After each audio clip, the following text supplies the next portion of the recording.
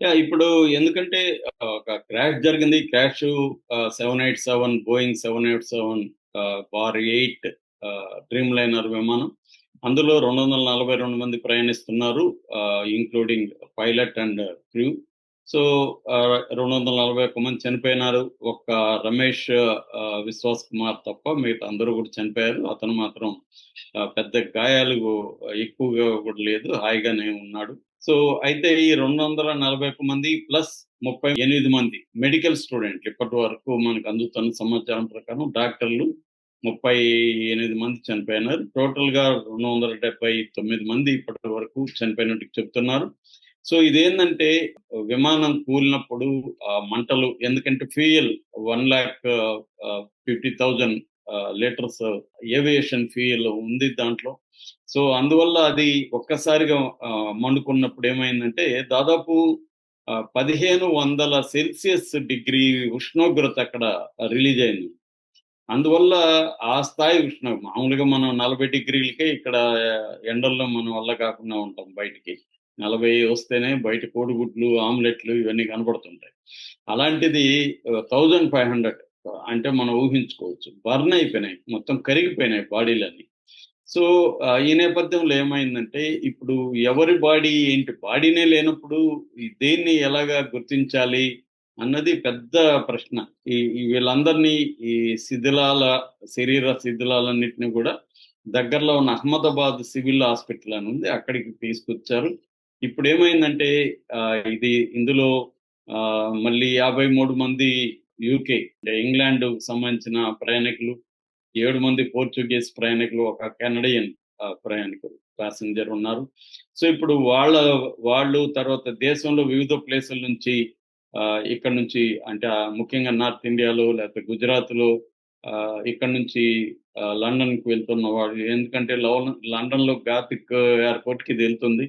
అక్కడికెళ్ళేవాళ్ళు వీళ్ళందరూ గూడా ఉండదు. అక్కడి నుంచి టూరిస్టులుగా వచ్చినోళ్ళు, లండన్‌లో సెటిల్ అయిన ఇండియన్స్ ఇలాగా రకరకాల వాళ్ళు ఉన్నారు. వీళ్ళందరూ ఇప్పుడు హాస్పిటల్ దగ్గరికి వచ్చారు.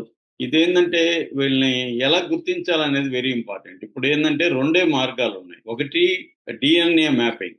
అంటే ఏదన్నా ఒక అవయవం దొరికితే ఒక చెయ్యో, కాలో ఇట్లాంటి అవయవం దొరికితే దాని నుంచి డీఎన్ఏ మ్యాపింగ్ జేస్తారు.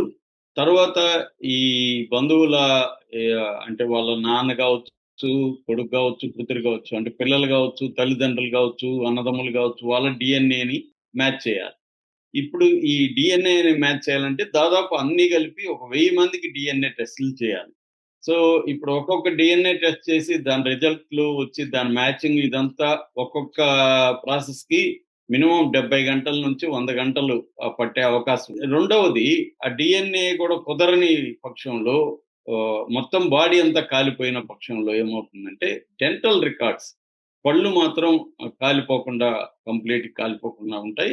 సో, డెంటల్ రికార్డ్స్ గాని ఆల్రెడీ గాని ఉంటే అంటే ఈ ఈ విమానంలో నుండి చనిపోయిన వాళ్ళు గతంలో డెంటల్ హాస్పిటల్‌కి పోయి గాని వాళ్ళు ఎక్స్‌రేలు అట్లాంటివి తీసుకొనుంటే వాటికి సంబంధించి అంటే చార్ట్స్ అండ్ రేడియోగ్రాఫ్స్ అంటారు. ఈ చార్ట్స్ అండ్ రేడియోగ్రాఫ్స్ గాని ఆల్రెడీ ఉంటే వాటిని ఇప్పుడు మళ్ళీ ఇక్కడ దొరికిన ఈ దంతాలకు సంబంధించిన చార్ట్ అండ్ రేడియోగ్రాఫ్ క్లీన్ చేసి దాన్ని ఇవ్వాలి.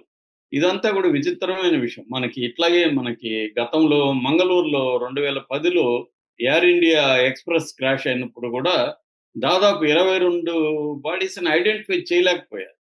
తర్వాత 12 బాడీస్ మారిపోయినాయి.